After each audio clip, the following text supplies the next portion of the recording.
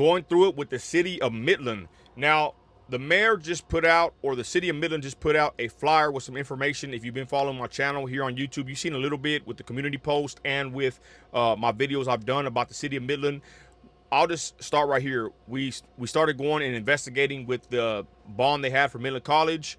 I'm against all bonds. I have a video I'll put in the description of the profiteers and why all bonds, no matter what they are, no matter what they claim they are for, I'm against, and I recommend for you to vote against any bond. They're scams. All right, do your own research, but bonds are scams. In actuality, a lot of that money goes to people that are involved, got their hands in the cookie jar. It don't always go to the project. You know, there's people that help lobby these bonds, people that help promote them. You know, there's a bunch of weirdos that are, you know, smell money from a mile away, and they get involved in these bonds, and they get a lot of money, consultants, stuff like that. So a lot of that stuff, I'm just gonna leave it like this. Bonds in any capacity are a scam, and I would recommend you vote against them. And I would even say any economic development corporation is a scam as well. I know they claim to, you know, help bring business to a city, but I'm against those too. And we have one in Midland, the MDC.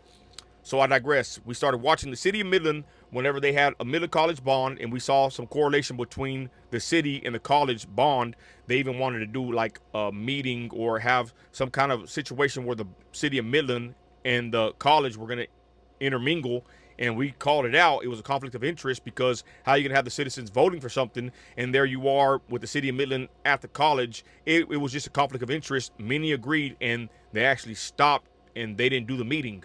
So we were on their bumper from the Midland College bond. Thankfully, it was like us and Odessa were the only two cities, I believe, in Texas. There might have been another one, but I don't think so. We actually voted down our bonds in that election cycle about a year and a half ago. A lot of Texas, San Angelo, they got screwed. A lot of Texas and Texans didn't vote, and they got screwed with these bonds, y'all, for colleges and schools and all kinds of crap. I digress. So we got involved with the city due to the bonds. And really, I had gotten involved a little bit with the first bond that they screwed us with, Energize Midland. It's like $1 billion for 2 new high schools in our city, which that was a scam. They lied and said that the rates would not increase, or your tax rate would not increase for these bonds, which that's a damn lie. That's what a bond is, bondage, tax increase, hello. And they passed the first one. I did an interview with a woman, I forgot, it's on my channel, but I really didn't get involved in that first bond with the high schools in Midland, Texas.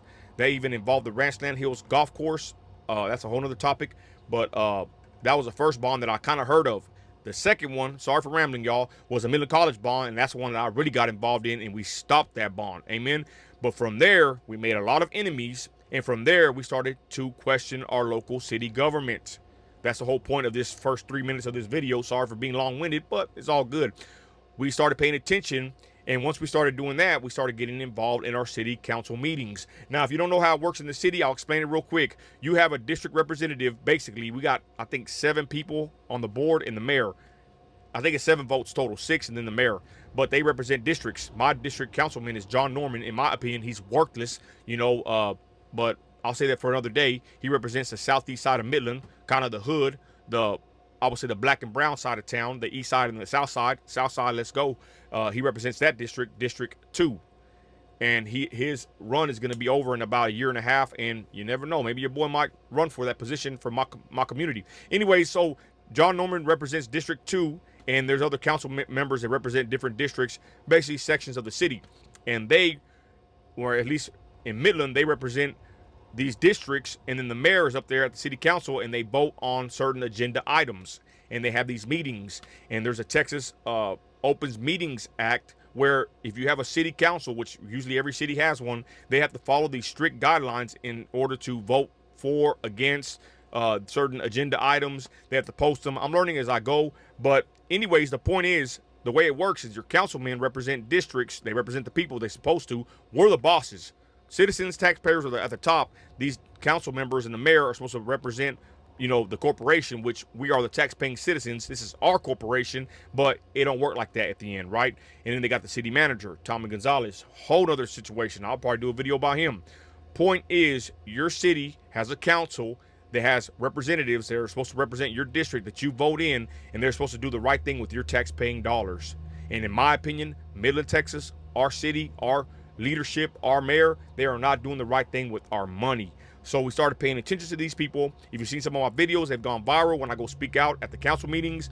You know, I'm rough, tough Christian. You know, I've never threatened nobody. And it's like they're trying to paint me with the picture that, you know, brown, tattoos, rough, Christian, whatever. I believe they're trying to paint a narrative, especially what happened yesterday. But before I get there, that's how it works, y'all. You got a council, a mayor. They vote, they raise your taxes, lower them, whatever. And I think that there's a uprising of a bunch of citizens that are paying attention nowadays because there's corruption in these cities, and especially if they have a EDC, Economic Development Corporation. We have one. It's called the MDC. It was voted in by the taxpayers 20 plus years ago, and they get a percentage of every dollar, and they're supposed to use it for certain infrastructures, which the city of Midland, the council, or the MDC voted to use some money to give to the woke Omni Hotel, and that's not infrastructure.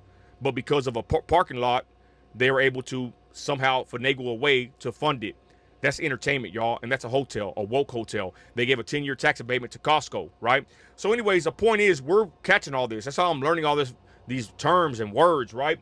And from the first bond, the Midland College bond, till now, I didn't know what we were. But what we are is basically a watchdog group, and there's many of us coming across the nation, especially in Texas, because we're starting to pay attention what they're doing with our money, okay? So fast forward to now, viral clips, the mayor walking out on us going in there, I would say causing a scene sometimes. You know, they took out Shandy Williams twice, I believe, almost arrested her. But the point is, we're getting involved in the city at these council meetings. The mayor's starting to put more rules on us, which I think what happened is she had certain rules they had in the decorum, whatever, and they relaxed. Once we started coming and speaking up, she started tightening up. What did she do? First thing, public comment. You can only comment you're gonna comment on an agenda item that they have like 50 agenda items whenever it comes up.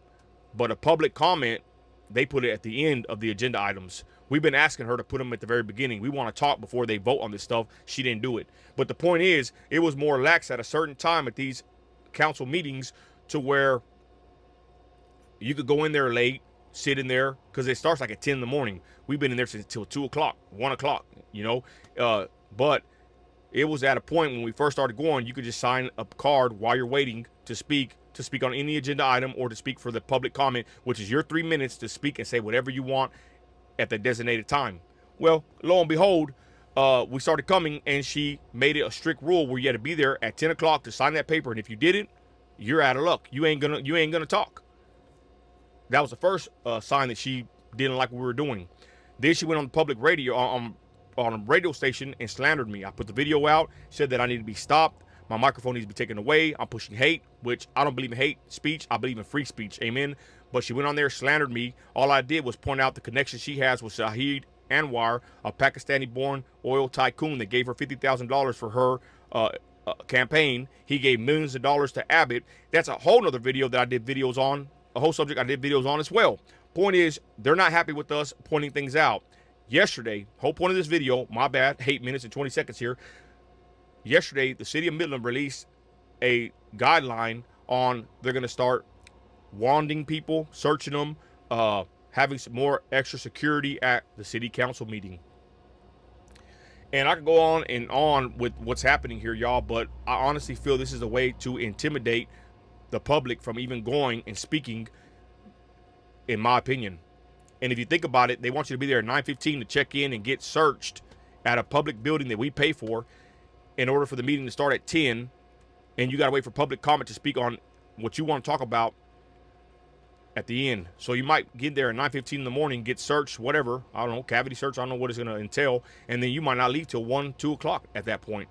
That's what sucks. But the point is, they put this whole list of security rules, whatever. I put it in the community tab. You can check it out. But again, I feel like this is actually trying to intimidate and silence people like me that are vocal and criticizing them.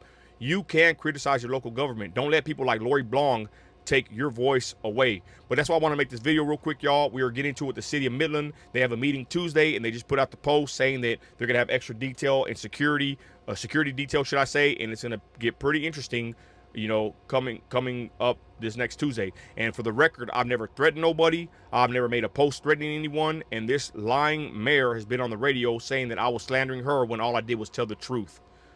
If you get a chance, check me out on Defend Midland. That's my Facebook page. We have more info and details. And this is pretty crazy that this council, the city of Midland, would actually implement these rules, which I think are actually trying to intimidate and silence critics of the city. It's crazy where I ended up going, y'all, with not even my content, with my life. You know, I got my trucking company, my family, and now I'm on the city's bumper pointing out what they're doing, in my opinion, wrong and wasting our tax-paying dollars. Anyways, I just want to make this quick video, y'all. Christ is Lord. Have a blessed day. More to come. Later.